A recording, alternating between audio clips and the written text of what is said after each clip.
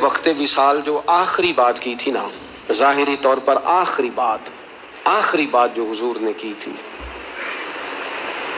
میرا خیال ہے کہ محبوب کی تو ہر بات ہمیں جان سے زیادہ پیاری ہے، لیکن ایسی باتیں جو ایسے مواقع پہ کی گئیں جو مواقع بڑے نازک ہیں، ان مواقع کی باتیں تو زیادہ قابل توجہ۔ آخری وصیت جو حضور نے فرمائی تھی وہ دو باتیں محبوب نے فرمایا تھا، ایک نماز کا خیال رکھنا اور ایک فرمایا اپنے غلاموں کا خیال رکھنا۔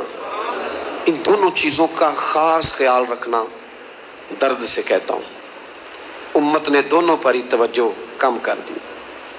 سستیاں، کمزوریاں، غفلتیں، بہانے، بلا وجہ کی حیل و حجت، نماز کے معاملے میں بھی، موسم گرمی کا آ جائے یا سردی کا، نماز 4 بجے ہو یا 5:30 بجے ہو فجر کی، سو رہے ہیں لوگ، سمجھتے ہی نہیں بات کو۔ وہ قوم، اللہ تعالی ہمیں معاف کرے اور اس دن سے رب ہمیں بچائے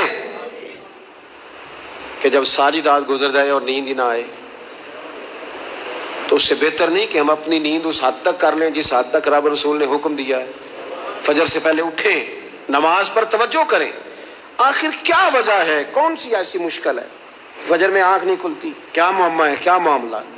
اٹھیں، بڑی آسانیاں ہیں، نماز پر غور کریں، توجہ کریں اور اپنے غلاموں کا، ملازمین کا، خدمت گزاروں کا خیال کریں، ان کی چھوٹی چھوٹی چاہتوں کا خیال کریں۔ آپ کا غلام کبھی غلام نہ سمجھے، آپ کا خادم نوکر کبھی اپنے آپ کو نوکر نہ سمجھے، اعزاز سمجھے اپنے لیے، وہ سمجھے کہ یہاں میرے لیے گنجائش ہے، یہاں میرے لیے۔ اب تو حال یہ ہو گیا ہے کہ غصہ کسی اور کا نکھر بیچارے ملازم پہ جاتا ہے، وہ اونچی جگہ پہ تو پانی چڑھ نہیں سکتا، لہٰذا ایک غریب آدمی ہاتھ آیا ہوا ہے تو سارا کچھ کرو۔ یہ ٹھیک نہیں ہے، یہ درست نہیں ہے۔ تو حضور نے ہمیں وہ اسوہ دیا ہے جو قابل عمل ہے، اس پر آسانی سے عمل کیا جا سکتا ہے۔